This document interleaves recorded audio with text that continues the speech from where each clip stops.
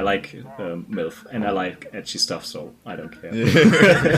I have to switch between erotic stuff or at least romance stuff. There was one guy from our management department. When new customers came in, they wanted to see the facility. He always gave me the grandmas, and he always called me the gilf hunter. I'm not. That was fine. Hey guys, welcome back to the KoreKara podcast. As always, before we get started, make sure to like the video. But in this episode, we continue our conversation with Stevi. In the first episode, we talked about his 7,000-hour journey with Japanese and his Japanese study method. And in this episode, we talk about just how good his Japanese is, what his goals are for the future, and we talk about some of his favorite Japanese anime as well. So as always, we have bonus clips on Patreon if you want to support the podcast, but hope you guys enjoy the conversation. And I guess now, having spent over 7,000 hours with Japanese, how good would you say overall your Japanese is, and how good do you want it to become? Oh, how good is it? When it comes to anime, it always depends on what you're currently talking about, because there's such a huge range of whatever you're consuming. With anime, I can watch most, 90-95%, I can just pick up and understand pretty much everything. There's always one word you don't know yet for whatever reason, but it's just the way it is.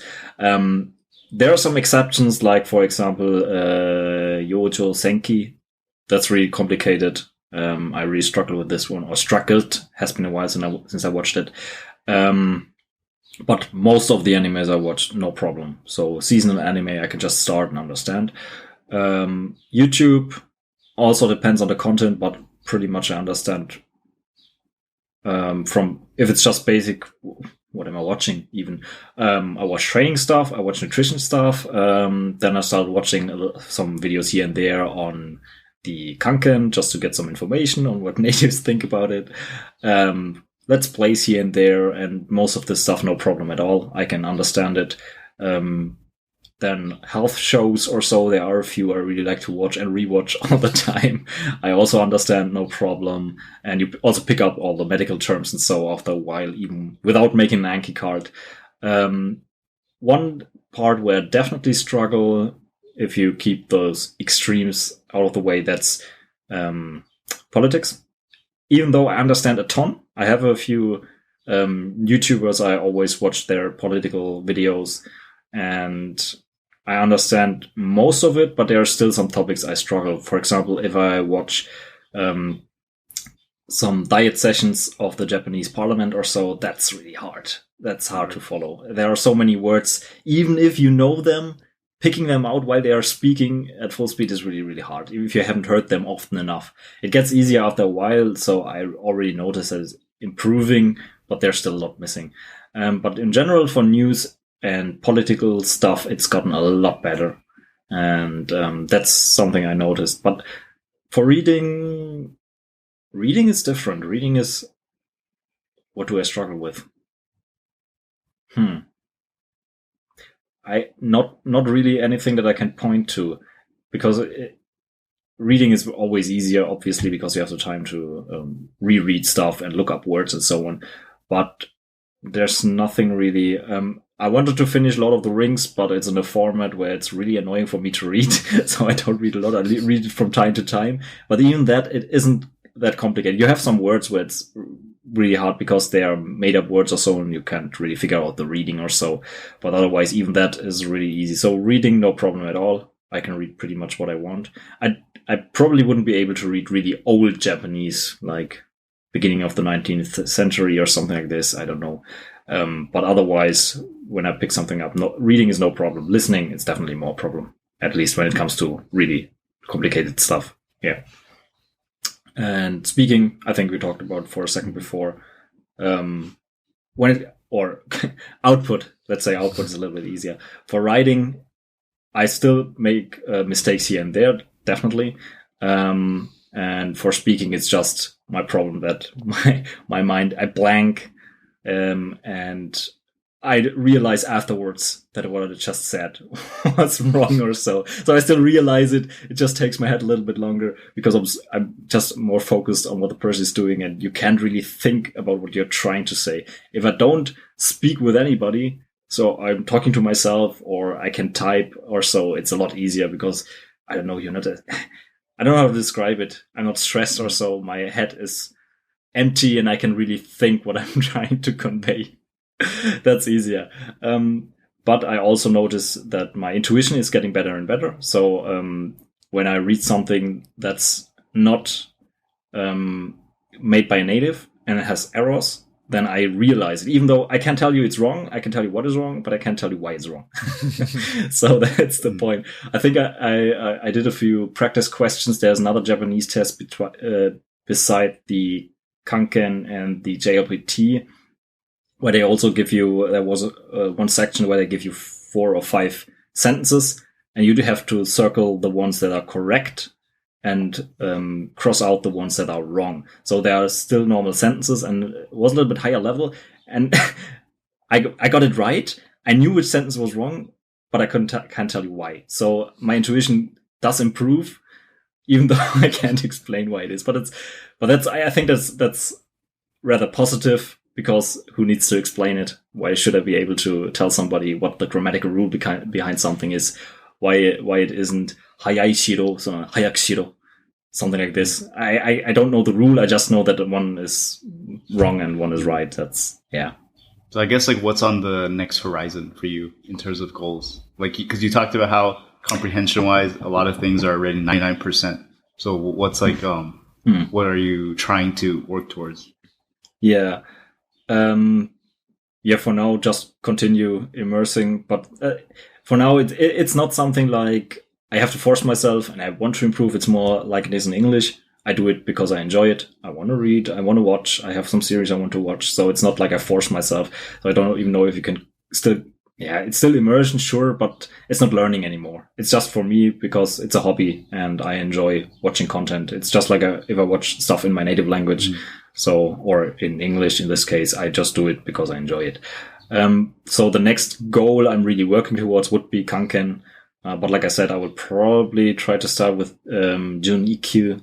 So a little bit lower, 3000 kanji, I think it is. That's already enough, but you have to write them all and stuff like that. So that's going to be a big topic. Maybe I'll try it next year. I'll see, because probably I will move. There's a test location, at least last time I checked the tests, where you can take the Kanken, and here in Germany. And I'm probably going to move close to this test location. And since the Kanken is every 3 months, maybe it's different. I still have to check it, so I can take it whenever I want. That's good. You just have to drive a few minutes. So that's probably the next thing I'm going to do. And goal EQ, but that's going to take a while. I guess a while back you took the JLPT, right? So when did that get on your radar? That was after 1.5 years. So right now, a little bit less than 2 years ago. Yeah. After I started, in the beginning, I had no plans of taking the JLPT. I didn't even know it exists. It was more like after I finished RTK. That's also the time when I started tracking my stuff, because I decided somewhere during RTK, hey, I think I want to track this. I want to go a little bit harder. And that was also the time when I decided, hey, I want to take the JLPT. So I have a goal and something to work towards, and I heard it's difficult, so let's do this. So that's basically the only reason I had to take this. And I like certificates, so whenever I can take something and get a paper for it, as I say, you did this and you passed, I can take it. Did you prepare specifically for the exam, or was it just immerse up to a certain point and then you just took it? Until 1 month before the test, I just immersed. I just kept going like whatever I was doing. So I watched what I wanted to watch and so on. And for 1 month before the test, because I'm a really bad test taker, I get really nervous in tests. Even though I know something, I just completely forget it. And I bought 2 books from the Shinkansen series, the reading and the grammar book. And I just went through them, made some Anki cards. So basically I did the exercises and checked the results, and that's it basically. And for stuff that was new for me, I created Anki cards, but otherwise that's all I did. I got through half of both, and I did 2 practice tests for the JLPT N1, also with a book, but I can't remember the name. And that's it. So 1 month before, I just a little bit preparation. So you know what is the structure, what kind of questions can you expect to get, and what you're supposed to answer. And that was enough. So I think if you wait a little bit longer than I did, so if you wait 2-3 years, you can probably take it without any kind of preparation. Maybe quickly reading over the types of questions you will probably going to get should be enough if you are that far ahead. So it was just necessary. I think it's just necessary if you're trying to take it as fast as possible, because how a test is taken can have a huge impact on your results. If you don't know what to expect and what you have to do now, you have to read everything twice. And so, yeah. Yeah, I think there's like another guy online who also passed within like a year and a half called Doth. Doth. And I think he only focused on like vocab cards too. I'm not sure what he did. I just know he was a little bit faster even. I think he did it in 500 days. I'm not sure. I didn't see it. I just saw a post. I think it was him who did this. He posted something on the Japanese Reddit forum and something how he passed. So I just remember something around 500 days. So I'm not 100% sure what he did, but maybe, yeah. So I think that's really cool that you can see how fast you can pass something like this, even though it's so difficult if you invest the time. But I think that's for most things. If you really invest a lot of time, you will get there. But even if you don't have a lot of time, hey, as long as you invest the time, you will eventually, no problem. Just follow the basic steps and they work. You don't have to cram textbooks. And that's always good. I think that's the biggest thing. And what also helped me with the Japanese learning, that I, through English, where I realized that I hate textbooks and I don't want to work with them, at least as little as possible, and I can still get somewhere. And just having this in mind, as long as you keep immersing, you will get somewhere, is really reassuring. So I think that can really help. Would you say you want to get to like a native level speaking wise? I learned pitch accent on the side. So whenever I try to listen for pitch accent from time to time, and I always have my Anki card set with pitch accent coloring, so I know what words is what. And it also, it feels to me, I mean, I still have a lot, at least when it comes to perception of pitch accent, there's still a lot I have to do. I have to work on this, even though it's getting easier and easier. So for single words, I can, 99.9% of the time, I can perceive the pitch accent. In a sentence, if it's something like odaka, I sometimes have problems. So if it's like kotoba wa, so after kotoba, the drop, then there I have some problems perceiving it for whatever reason, even though it's just a drop as the rest as well. But anyway, so that's definitely what I'm doing.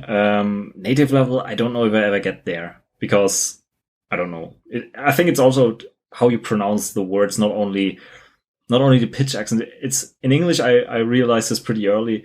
When you have somebody who's not an English native speaker, even if he doesn't tell you, I watch a video or so, somebody who's German, I can still tell from their English that he's German, even though I can't pinpoint what exactly it is. It's just something, even though the rest is perfect, I can just tell he's not a native speaker. So I think getting really to a level where nobody knows that you're not a native speaker, at least on the phone or so, yeah, I don't mind. At least as long as I get to a level where people can listen to me, I don't make a lot of grammar mistakes. I still make some in English here and there, so that's fine. I don't really care. But as long as it's nice to listen to. So if you're at a level where people who are listening to you have to hold their ears because it's really bad and you have an extreme accent, that's not something I want to. So I want to get to a level where somebody who listens to me can understand it easily and doesn't have to strain their ears or so. Right. Yeah, that's the main goal. But if I get as high as possible, I don't mind. That would be nice. Yeah, and I guess up until this point, you mentioned how you've gone through a lot of content. So would you say you have any recommendations for maybe some of the listeners listening to the podcast right now? Ooh, recommendations. Yeah. Let me think. Something interesting. Oh, something I just started, and it's so cute. For whatever reason, I can't watch romance stuff if it is real life with people. But when it comes to anime, I really love romance. I don't know. That's all I watch. No, not really, but a lot of what I watch. Right. It's a book, and I got it from, I forgot his name, the Japan Code. So thanks to him. I think he added this on his Annie list, and I just saw it, and this is something I recommend. It's not complicated, and they just also started releasing the manga in accordance. I hope they do an anime. And it's called娘じゃなくて私が好きなの. And it's basically, I don't want to spoil too much, so it's like MILF. And that's never wrong. And it's really cute. It's written from her perspective, and it's really cute how she reacts to all of this and what kind of worries she has, and so yeah. So it's the other way around, not what you usually have. Oh well, I think for boys or for men, it's always MILF is good. Right. Yeah, there's like a million things I thought you were gonna say, and that was not one of those. It's really good. So I have to check it out. It's cute. Right. So yeah, definitely this one. And I think I already talked about it somewhere. Gate. Sadly, there's only it's 2 seasons if you really count it. So this one I also really enjoyed. It's has a little bit more complicated vocabulary, but I already watched it, I don't know, 3 or 4 times. What else? I think that's on YouTube, Before After, the best renovation show. There's a Chinese channel that uploads all of them with Chinese subtitles. So if you don't know Chinese, it's perfect because basically it means no subtitles. There are about 170 episodes. Wow. I don't know if it's still running, but I guess they are all about 1 hour long, and it's basically a renovation show where they take a house and change something. Sometimes it's a complete house, sometimes it's only a few rooms or so. And yeah, that one I think I watched all of them at least once. Some of them more than this. So you also learn what I like about this one is especially because they have to describe, or they often describe how things are positioned in a space and so on, and what they do with this, how they attach something to the wall or so. So you get a lot of descriptions. And I think there's also something that's useful to have if you can describe position of something in the space or so. So just descriptions in general, which are in anime or in manga at least not a lot. You have some here and there, but something like this where you can really describe a situation, an object or so is really helpful. And when they go really over the top and explain you how great this table is or so. Yeah. Right. Yeah, I think that's most I see. of the interesting stuff. Because there's so much over the years. Too many. Gotta check out your analyst now. If anyone's interested, see the everything you've gone through. Romance, MILF. Just 2. The keywords. Just 2. So I mean. No. Oh, go ahead. No, nothing. Don't check it out. Don't check it out. You've said enough. Fine. You've said enough. I'm really open when it comes to the shit I'm watching. So yes, I like MILF and I like ecchi stuff. So I don't care. Very important. But I have to switch between erotic stuff, or at least romance stuff, and head chopping. So it has to switch a little bit from violence to romance, and not just one, because if I only watch stuff like Attack on Titan, I get depressed. Need the romance to bring it back up and then go back down. The optimal the anime spice one. Of life. Yes. So I guess, I mean, you've been a little, like you mentioned earlier in the beginning of the podcast, you're a little over 3 years into the journey. So would you say you're just as addicted as in studying Japanese as you were in the beginning? Even more. You can imagine once I decided that I want to take the Kanken like 2 weeks ago or so, and I was at my sister's place or so, and when I was sitting there with my tablet and was looking something up, and I don't know, it just suddenly hit me. I don't want to do this. Oh yeah, 6,000 kanji for the first level.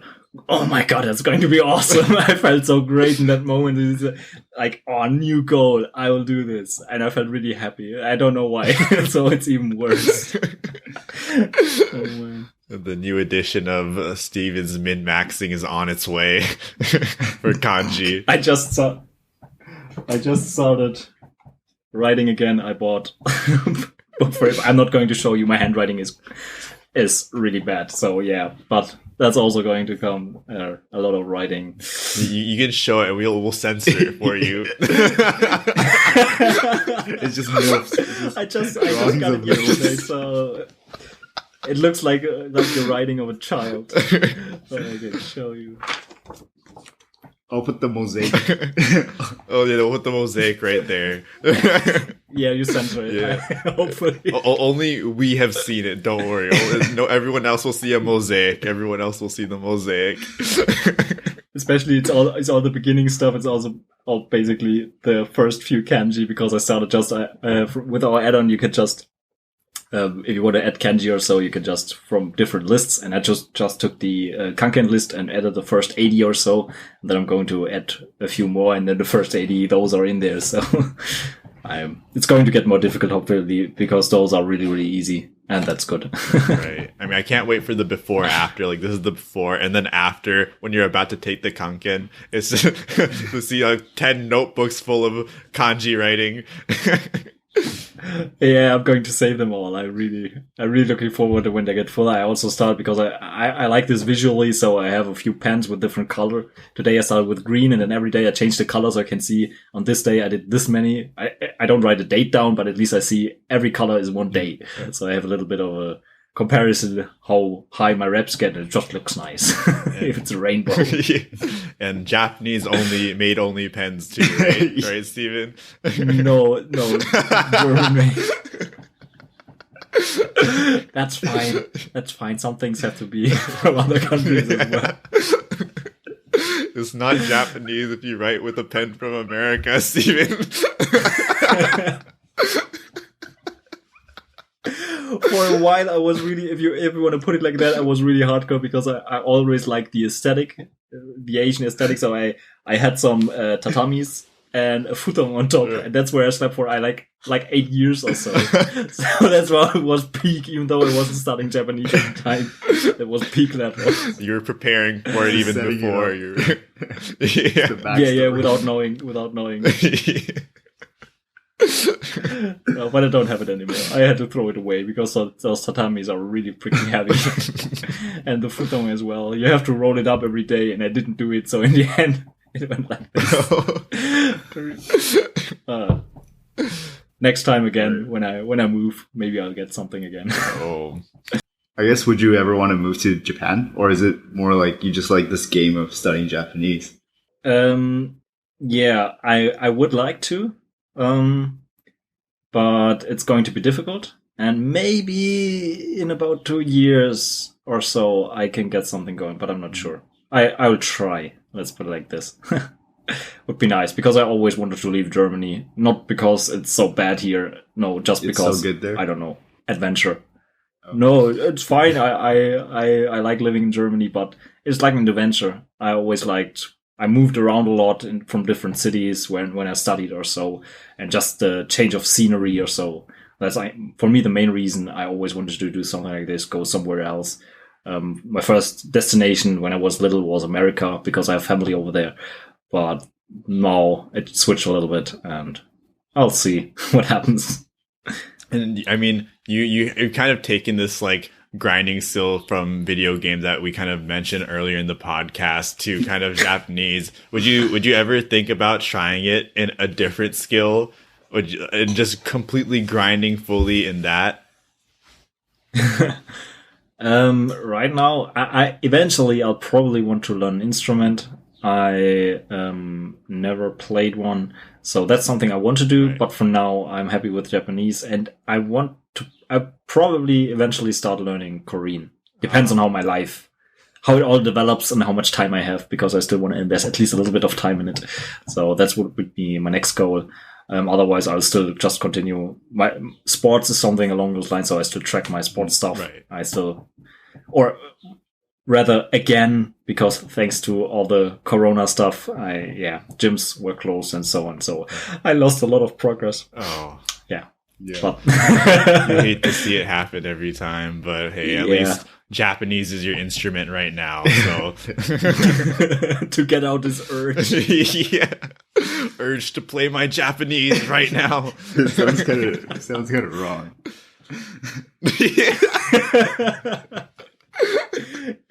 No, it's perfectly normal. It's perfectly normal, Eric. Come on now. I guess it's just me. It's just It sounds so wrong. Now I really did it. Now I'm known as the MILF guy. That's MILF guy. I'll put it in the thumbnail, the title. Talking to MILF guy. MILF guy Steven. In my last workplace, we had when I was working in the gym, we had a lot of new openings of new locations around Germany, or at least in the region where I was living. Right. And we always had to help out. And there was one guy from our management department. He always gave me, when new customers came in, they wanted to see the facility, he always gave me the grandmas, and he always called me the GILF hunter. I'm not. MILF is fine. The rest, I don't care. But it's all, I will never forget this. Whenever, hey, those two over there, they are looking for you. Go over there and show them around. Oh, man. It's kind of like that placement bias where you just happen to be placed up so high up in the age where going down, you just happen to be MILFs, you know, which is, you went from GILFs to MILFs, you know. I have my limits too. You're now, as of today, you're now the MILF hunter.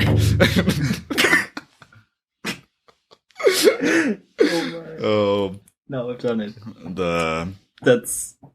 I'm going to hear this again somewhere. All the MILFs in the novels, animes, they're not safe anymore. They're not safe anymore. Oh my god. But I guess kind of taking a step away from the MILFs now, going towards kind of your entire Japanese kind of journey so far, would you say you would recommend anyone else to take kind of the same steps you've kind of taken up until this point? Yeah, like I said, with some changes, like instead of doing RTK, doing something else. At least even if you don't use our add-on or so, at least do a reduced version, because at least if you do both RTK 1 and 3, that's overkill, and even the first one after 1,000, you're probably good. So I would definitely change this, and maybe a little bit, and that's something I would probably try to experiment when I try learning Korean. I don't know how long it will take me, since I found my new goal now for Japanese, so it will probably take a little bit longer. Right. But yeah, a few changes here and there. Like I said, just immersing when it comes to reading in the same content or similar content you are also watching or listening to, just so have some overlap. That will probably help a lot. And I never used subtitles. Maybe I would try using subtitles here and there. Right. Or at least in a way where you can look up some words, because I never looked up while I was listening. I just let it run. I never repeated anything. So maybe I would incorporate something like this here and there, right, but not all the time. Maybe something I give you a listening for 3 hours, do it for half an hour or an hour in the beginning, and then the rest just watch. Something like this I would probably do, but otherwise pretty much the same. Beside of those 3 or 4 small changes, the rest I would do the same. It just works. And it's motivating and it's interesting if you just use content that you're interested in. So most of this I would keep. Right. And I guess finally now, like we mentioned that you did join Migaku part-time earlier. How would you kind of describe your role over there, and how have you been enjoying it so far? Yeah, it's great. My role, right now I focus on videos, because we took a while where there were only a few videos here and there once a month or so, and we want to step it up a little bit. So I'm trying to focus more on this. But otherwise, I also focus on other stuff like prepare some posts for social media and so on. So especially for Reddit, even though some of them are not up, so I have to create some videos for the explanations for the different features and stuff like this. Some graphical stuff, preparations here and there where I spend a lot of time, and some I'm still working on.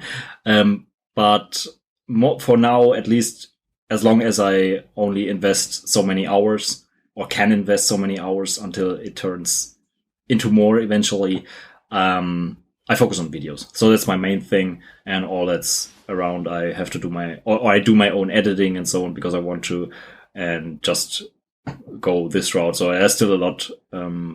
I could spend a lot more time, but right now I have to limit a little bit.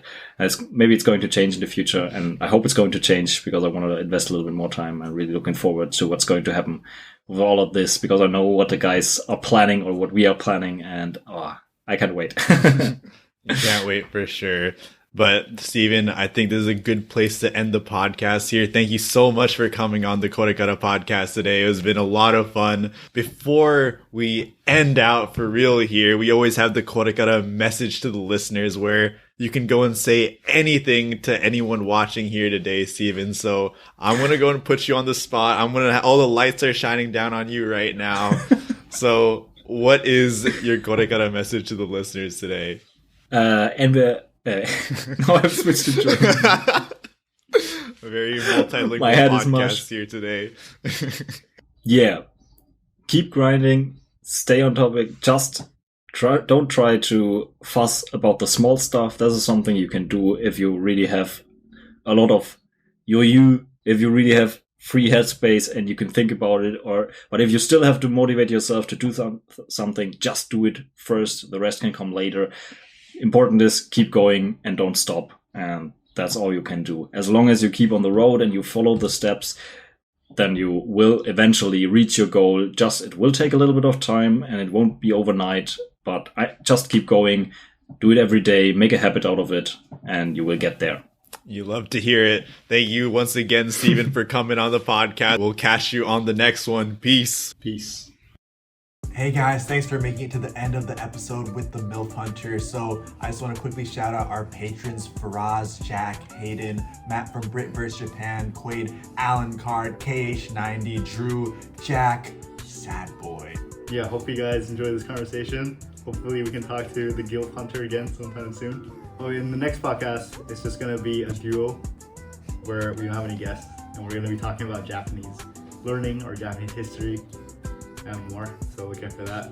And make sure to obliterate the like button. Yeah, if that's not obliterated already, yeah. Yeah, if it didn't get obliterated from the middle of the video and you made it here and the like button is still intact, destroy it. Yeah, should be like 5 likes per second.